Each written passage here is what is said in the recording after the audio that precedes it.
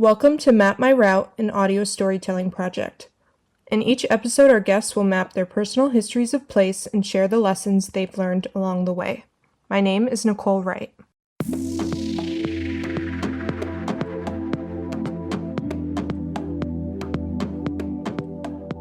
Today I'm talking to my younger sister, who I most certainly projected my own beliefs about place onto.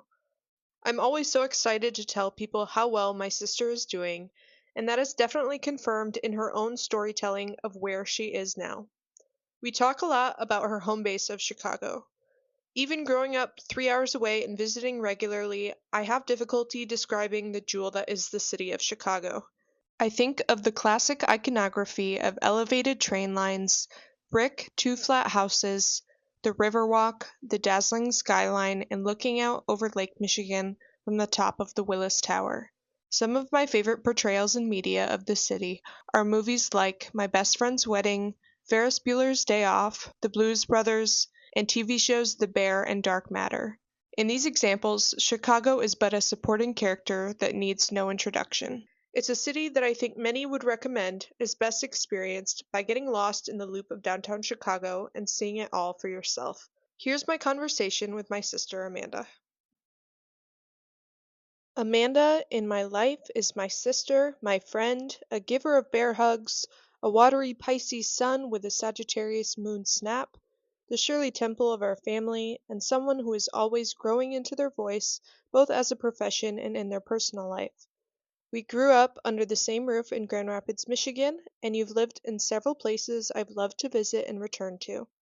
Can you share in your own words who you are and where you are? Hello. Yeah, my name is Amanda Wright. I am 29 and I have been living in Chicago for almost 4 years now. Right now, my life looks like dividing my time between my day job in administration and running a storefront theater company here in Chicago. I'm recording this from my glorified studio apartment that I share with my wonderful cat Rutabaga. Life right now just looks like trying to enjoy being a city dweller for as long as I can while my body allows me to be out and doing so. Let's start with Grand Rapids, Michigan. Off the top of the noggin, it's a city in southwest Michigan. It's about 45 minutes east of Lake Michigan. Can you describe a little bit more about this place? Yeah, Grand Rapids is a really special place, I think.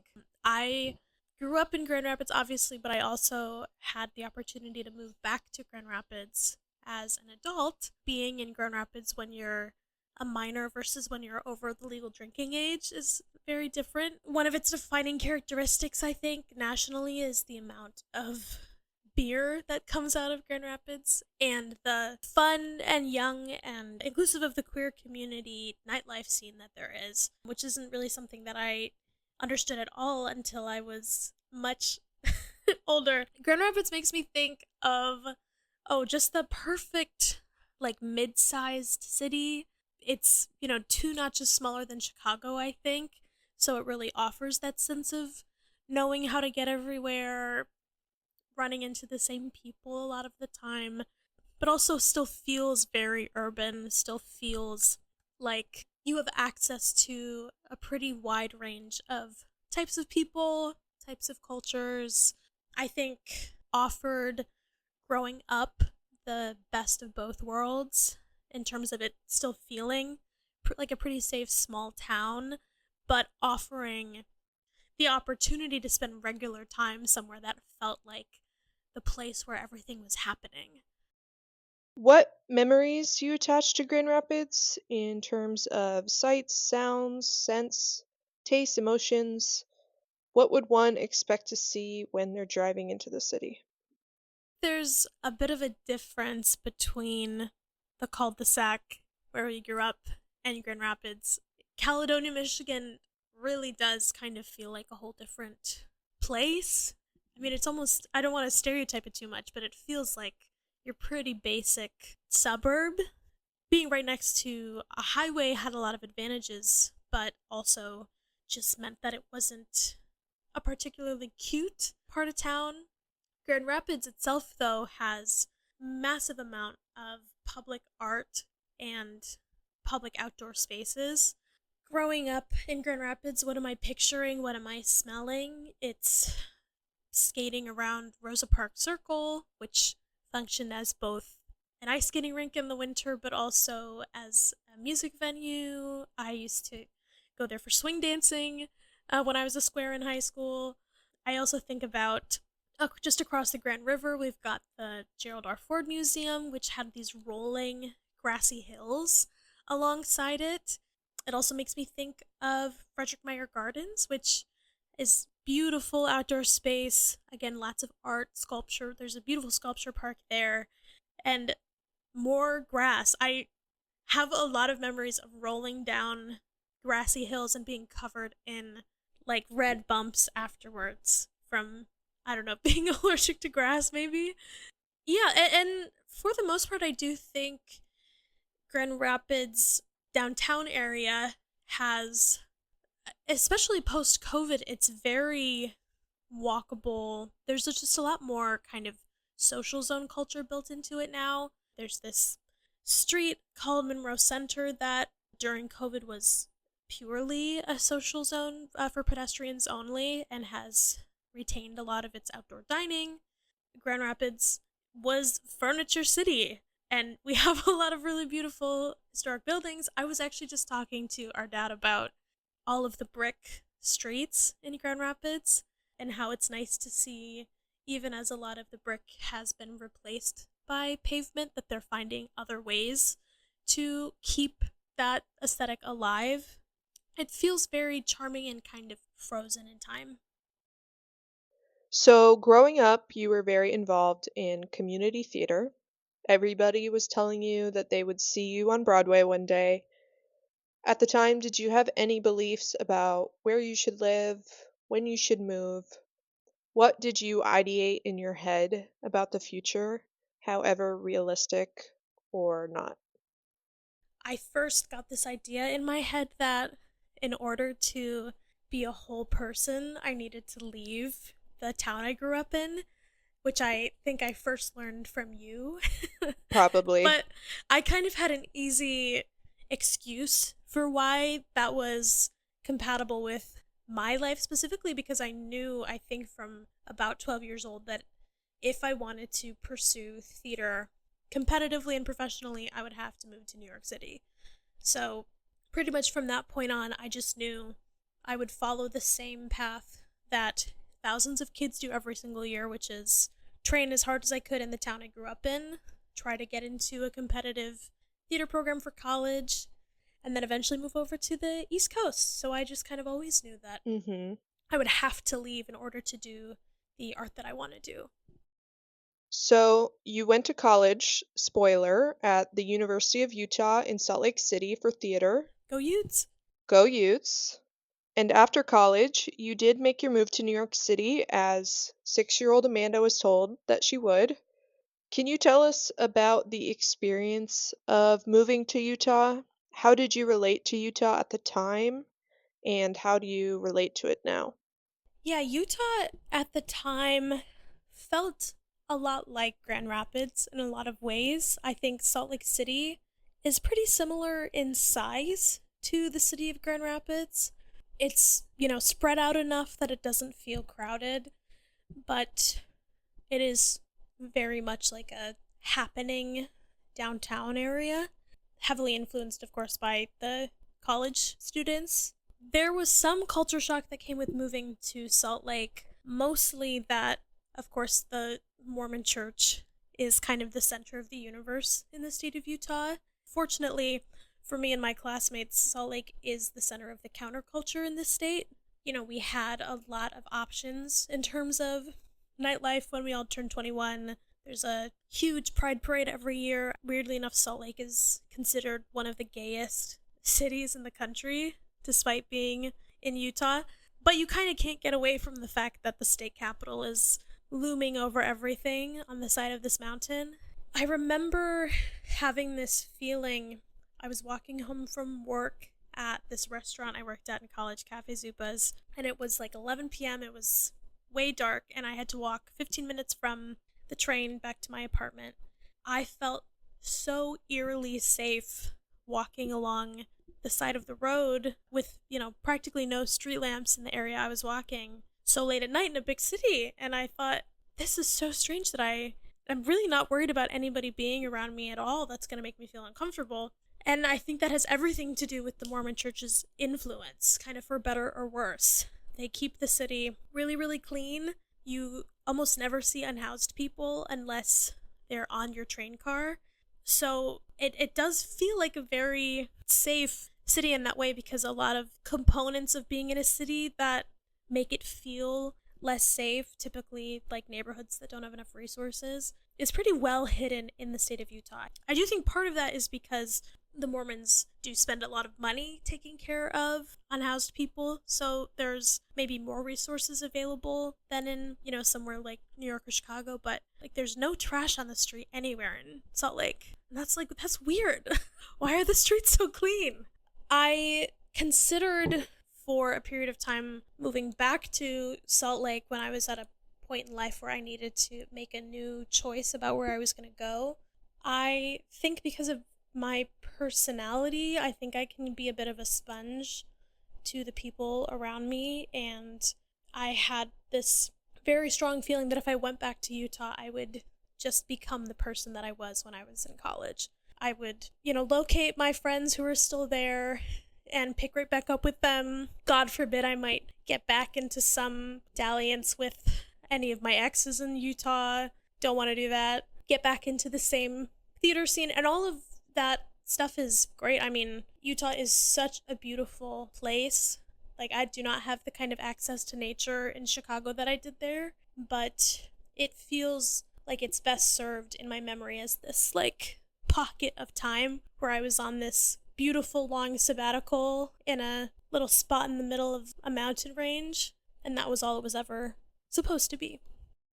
There's something about a fresh start somewhere you've lived before, and maybe it's a mind game of, am I here to repeat the patterns of when I lived here last?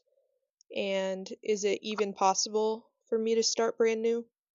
Totally. Well, and I will say, like, I have several close friends who did move back to Salt Lake around kind of 2020 time when a lot of my friends were leaving New York, and their lives in Utah now are so rich, and I do feel envy about how their lives, look on the outside at least. But I think that's what was right for them. I think there's a lot of things about who I am that requires me to leave my past selves behind me in order to move forward. I can't, recommune with them because I think it just won't be successful for me. But for those people, they've forged totally new lives and identities and relationships back in our college town. And I kind of wish that it had been that easy to some degree, because Utah's just so beautiful. I love it. And I think I also would have more opportunities to do the theater that I ultimately would like to be doing if I was in Utah. But I think it would prevent me from becoming the version of myself that I'm supposed to be. So let's talk about New York City, often called the greatest city in the world. I imagine there's a lot of transplants, a lot of transients, a lot of history and culture, and also a lot of expectations. Yes. How do you think about your move to New York City? I believe you were there for about 2.5 years before COVID. Yeah, about 2.5 years. It's interesting. I think moving to New York is entirely different if someone is going to pay for you to have a comfortable time of it. Most of the examples of being a 20 something young cis woman in New York are being portrayed by people who don't have to have full time jobs or multiple jobs to pay their bills. They're not portrayed by people who, from an acting standpoint, aren't in the union and don't get to be seen at auditions. There's so much about the reality of New York that is much less glamorous than I think I went in expecting it to be. That said, then it kind of gives you a complex of being better than those people because you have to work harder. I think it makes you very scrappy. When I first moved to New York, I had a nightmare sublet for 2 months where I had a fully remote job video calling children in Asia to teach them English. And I found out when I moved into my sublet that there was no Wi Fi. And not only was there no Wi Fi, but there was no heat, and it was January. And I also found out that the cats had ringworm that lived in that apartment. So I froze and used up all of my family's phone data using a hotspot to try to do my job. And I got ringworm and gave it to my partner at the time when they came to visit me. Two big things I got out of that period specifically was learning to look for the beautiful gems in your neighborhood, and feeling like you're living the New York dream is sometimes about pretending like you are. So on the one hand, it was really shitty that I was in this horrible sublet with these people who I didn't know who were smoking inside all the time. But we had a little fried chicken place on the corner across the street from my bedroom windows that was open 24 hours, so I could get stoned and eat fried chicken whenever I wanted, and that really helped me get through. But I could also kind of dress myself up and take the subway an hour north into, Tribeca in Manhattan and walk around with all of the people who had more wealth than I did and feel like I belonged there and that I could kind of perform the confidence of taking up space. It made me feel like I was really doing it. I've talked to a close friend of mine before about if she would ever like to live in New York, and I told her, if you go, you have to go with the kind of money where you can take a taxi everywhere. If you are not the kind of person who can lose an entire day on a subway with no AC and it's gonna ruin your whole week, then it's not for you. And that's okay. I think what's happening right now, which people who are chronically online will have already heard of, is that there's this huge surge of transplants moving to neighborhoods like the West Village. And they're mostly all upper class young white people who work in finance or they want to be influencers, and the neighborhoods are changing to accommodate them. Not to, I guess this is kind of LA slander, but there's a lot of LA type kind of stereotypical restaurants and shops and that kind of thing that are putting up shop in these historic New York neighborhoods now to attract the business of these transplants. And it is really changing a lot of those neighborhoods. And I mean, that's been happening in New York forever, that kind of gentrification. But because of social media and apps like TikTok now, it's just so much more obvious, really watering down the culture and what makes New York the greatest city in the world, which is that you have people just living these super colorful, independent lives. They will be loud and rowdy or they'll keep to themselves, but they will, march to the beat of their own drum. And, a lot of wannabe influencers who are doing conformity really, really well, taking up all of the space in these old neighborhoods. It's a bummer to see, for sure. And I say that as someone who was a transplant. It makes me grateful for people like the current mayoral candidate for the Democratic Party, Zoran, who the whole thing is he wants people who've always been in New York to stay. He doesn't want people to leave because they can't afford it or leave because now that it's time to have kids, it's time to get out of there. I would love to see more people who forge different pathways. In the US, we think about is a good way to raise kids is like a normal suburban life where they get to go to school in the same school for all of the years and, live in one house or two homes. And I can't say that's not a good way to do it because that's how we did it and it was pretty great, but it's also one way to do it. I think it's a shame that there are a lot of people who think raising kids, they'll say, oh, I could never raise my kids in a city like New York. But why? Just because you wouldn't do it doesn't mean there aren't people who do that and are better for it. You did move back to Michigan for a period of time during the pandemic, and about 9 months later, you decided that your next move would be to Chicago. Can you tell us where you've lived in Chicago? What does it look like there? What is happening for you in Chicago? I had a really great therapist in Grand Rapids who encouraged me to look at all of my options for where to move equally. through some discernment, I realized that the place I was going to be the happiest was where my closest friends were. And I can't say that I'd recommend that necessarily to anybody else, but I knew that that was the right move for me at the time because I really wanted to have built in community while I tried to become an independent grown up again. When I got to Chicago, I lived in Irving Park for my first 3 years with my very close friend Casey. About a year ago now, I moved into my current apartment, which is my first time living by myself. I knew that I would be the right type of person to get a lot out of having my own place, and I'm currently living that dream. I'm now starting to talk to my significant other about cohabitating maybe a year from now, and the time pressure of that hypothetical is helping me to lock back in on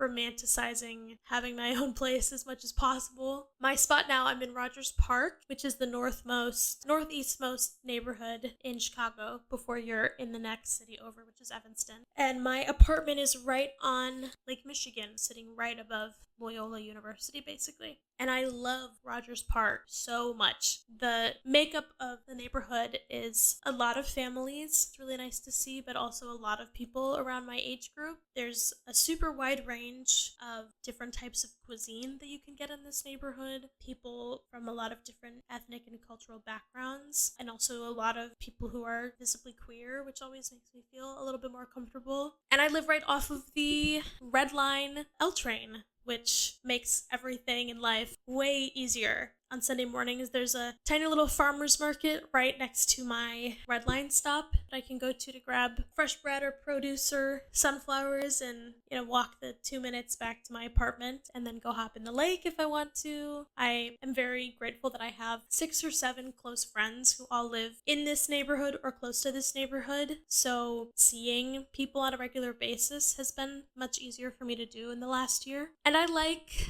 being 40 minutes from the downtown area, from the Loop, but I feel very apart from it when I want to be. I don't feel like I'm in the big city when I'm at home. I do feel like I'm in a very residential area. Residential in the way that cities are, where I'm not up here because I want to stay as far away from my neighbor as possible. Even in the most residential part of Chicago, you can't help but being stacked on top of a bunch of other people. And I like it that way. I think that was the real culture shock of moving away from home, was when I finally got to New York and realized, like, oh, there are people who are not white Catholic people here who I have to reconcile some subconscious biases that I've been learning for the past 22 years. And Chicago kind of allows me to continue doing that work, or at a pace that feels both challenging and achievable. I guess this is maybe a cop-out, but I really appreciate that I am around a lot of like-minded people. There's just a lot of opportunities to talk about and get involved in the causes that I care about without starting from zero. It just makes it a little bit easier to feel like you are a part of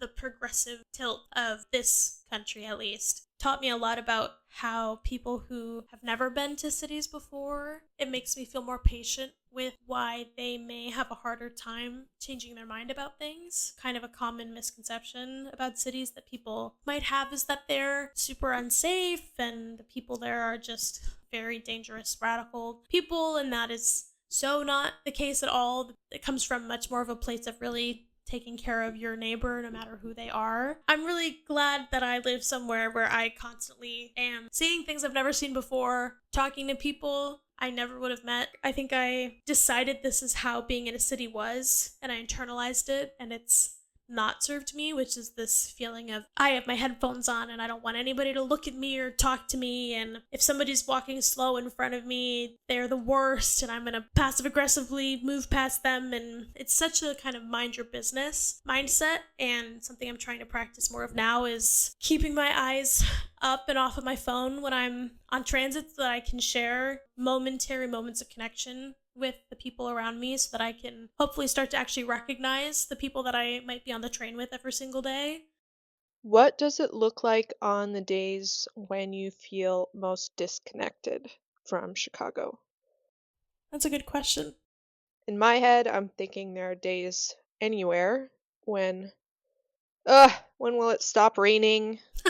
Or gosh, I hate taking the bus, Yeah, or wow, I really don't align with this one thing people who live here do. totally. A lot of the environmental stuff about Chicago that can be tough, like the summer has been really humid and the winters can be really brutal. I think I just attribute them to, climate change and or like as the cost of living right next to the lake or environmentally I feel so lucky to be in the Midwest with the kind of security from a lot of natural disasters that we have.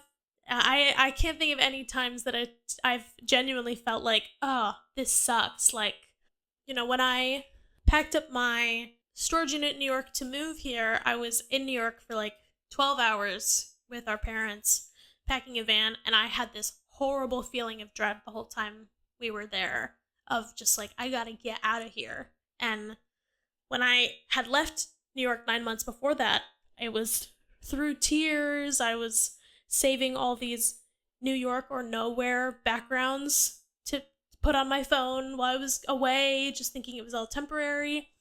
And as soon as I was back, I was like, this is not the place that I want to be right now. And I can't describe it, but I just have this horrible feeling. For the most part, every single day that I wake up in Chicago, I feel like I live in the best city ever. Maybe that's a temporary feeling, but there's so much to love about it in every category. Do you ever think about leaving or entertain the idea that someday you might leave?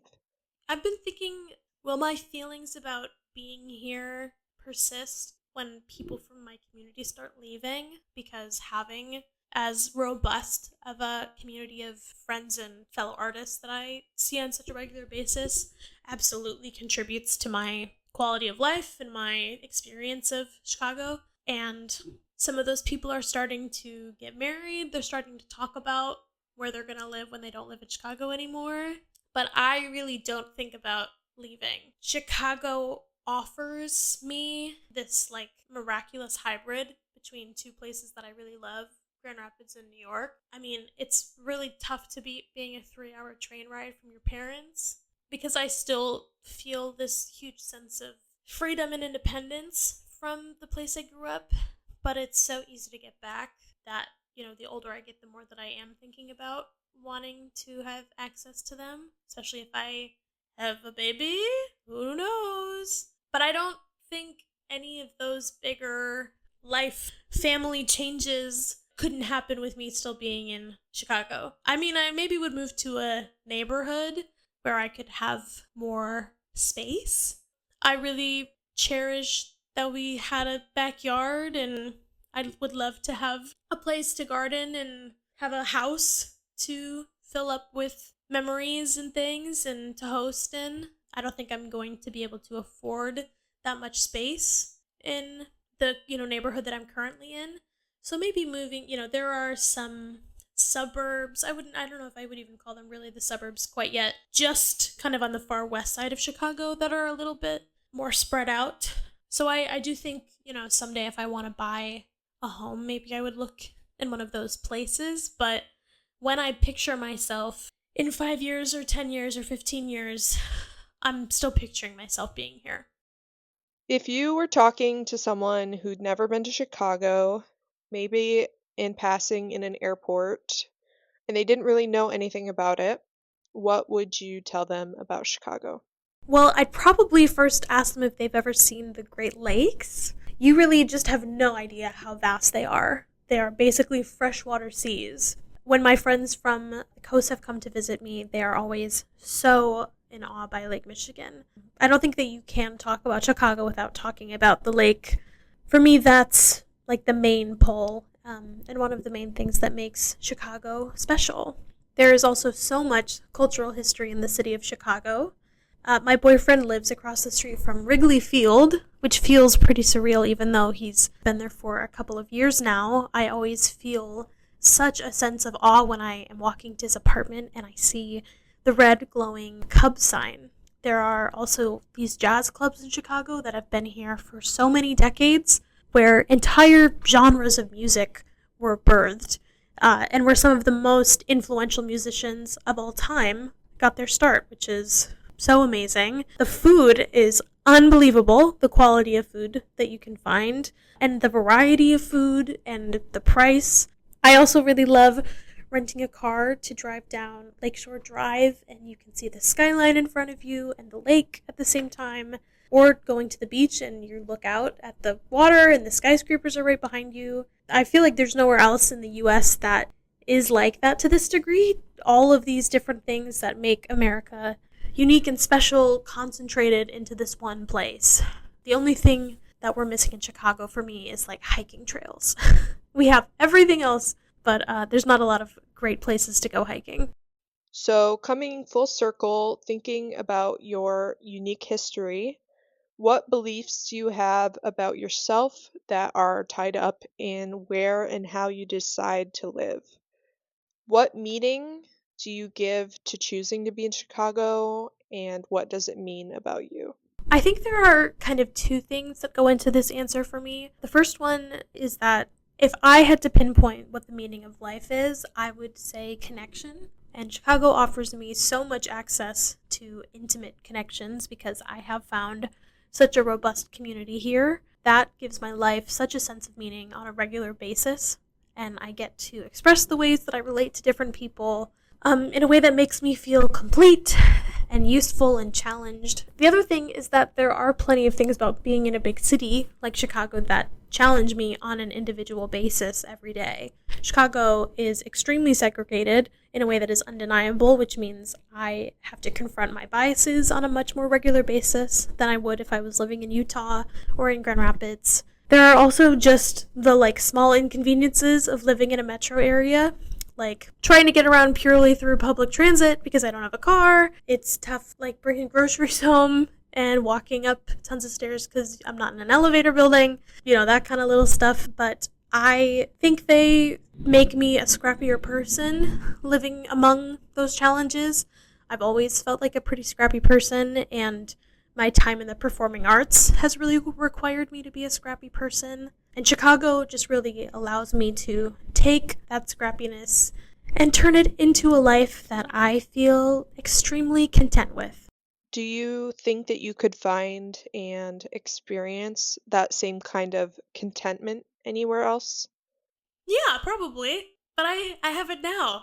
So I don't really feel the need to go looking for it anywhere else. I do think that I could find this magical combo of location and people and things to do and opportunities for me to be an artist in plenty of other places all over the country. I'm sure every state has its own Chicago, but I feel like I kind of have the jackpot right now that I'm still as young as I am, and I feel so feel such a yes that I don't think that I have to prove anything to myself by just making sure that I'm not going to find it somewhere else.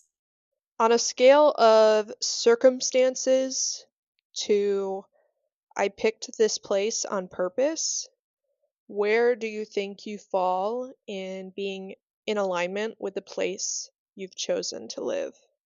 I think I moved to Chicago hard on the circumstances side because I was, trying to get out of our parents' house and, where my friends were. It was going to be more affordable to move to Chicago than to move anywhere else. But I absolutely think that if I wanted to move, I could. I 100% think that I would be okay finding a job other places. I think that I would be fine. The kind of a lucky thing about being a part of the theater community is that you always have access to a community once you get into the art scene. So I do think that if I wanted to leave, I could leave and I would be fine. I don't think that circumstances are what got me here, but they're not what's keeping me here. Is there anything else you've learned about placemaking, belonging, or identity that you find unique or want to share? I think I keep learning that the way to feel a sense of place where I am is to keep my eyes on my own paper about it. I very heavily feel the pull to reference the internet and social media constantly to see how other people are doing life in Chicago or in other cities. I feel a need to somehow prove that I did something interesting today so that at least I know somebody witnessed me doing it. I know there was a time before we had little computers where people just lived their life and didn't need feel the need to share Like, people don't know that I went to the gym today. yeah, like people didn't know that I put some lime slices in my lemonade. Like I'm really trying to balance that right now in this season of life is like giving myself permission to share my life on social media in a way that feels good because I've got people who follow me who I know like to see the shit that I do and will interact and it'll make me feel connected to them and I know I do that with other people. I also can always be doing it way less. And I think my identity as a Chicagoan has to come from like a totally offline relationship to it. It's formed in talking to the guy at the convenience store who's named John and by walking along the lake and looking up at the buildings and listening to the music people are playing out of their cars. It's not because people are reminded that I have a cat and I live in my own place. Thank you so much for your time and sharing about your history, Chicago, what sounds like your personal commitment to that city. I think it's interesting to find yourself in a place and think, oh, I've arrived. I have a tendency on the other side of that spectrum to give in to the fear of missing out or always thinking there's maybe somewhere I have a better chance at this idealized kind of life in my head. It's easy for me to question, well, why wouldn't you think about going somewhere else? And I think it's very special and in many ways the dream to feel like you've arrived and that's one less thing to figure out is a place that you're surrounded by people who care about you and value your talents and time. Geographically, you love where you're located. It has the amenities and accessibility you're looking for. I think that's very cool and rad. I feel pretty lucky. Most people that I know have some kind of but with the place that they live. Like, I'm here because I have to be because of this thing, because it makes sense for this reason. Musical theater background, I could be performing, as a lead in a really high quality musical as often as I wanted to if I was willing to live in Grand Rapids, but I just feel like the coalition of all of the things that you mentioned all at once. This is maybe how people think about this with place too. Have you heard of the like playing card metaphor when it comes to dating? No, and I'm scared to find out. It's you have a stack of face down cards and every time you flip over a new card it's like a 1 through 10 or something and you don't know what the next card in the stack is. So you have to kind of either accept the number that you've got or flip the next card and maybe it's worse. I know it's not great, and it's something that gave me a lot of existential dread in past relationships. To be sure, is this feeling of like, it can't possibly get better than this for me. I have to, it's only downhill from here if this one doesn't work out. And I guess I kind of have a feeling with Chicago of like, this has gotta be like An 8 or a 9. literally like this has gotta be an 8 or a 9. So why would I risk that, flipping away and getting a 2? In the hopes that there's a tent. Like I would way rather commit the energy that I have and the time that I have on this planet for this increasingly feeling short amount of time in a place that I'm like I can really gel with it and feel a sense of like having something to build in this one place. And the cherry on top and also the ice cream base is having community. Yeah. And we don't have time to talk about that. That's a other thing. Community really is the spice of life. It's what levels up your experience of living anywhere. 100%. Yeah. I mean, community is the reason I came to Chicago, and I think it's going to be the reason that I keep staying in Chicago, even though who's in that community will continue to, grow and change. I know that it's going to be here. Yeah. Which is beautiful.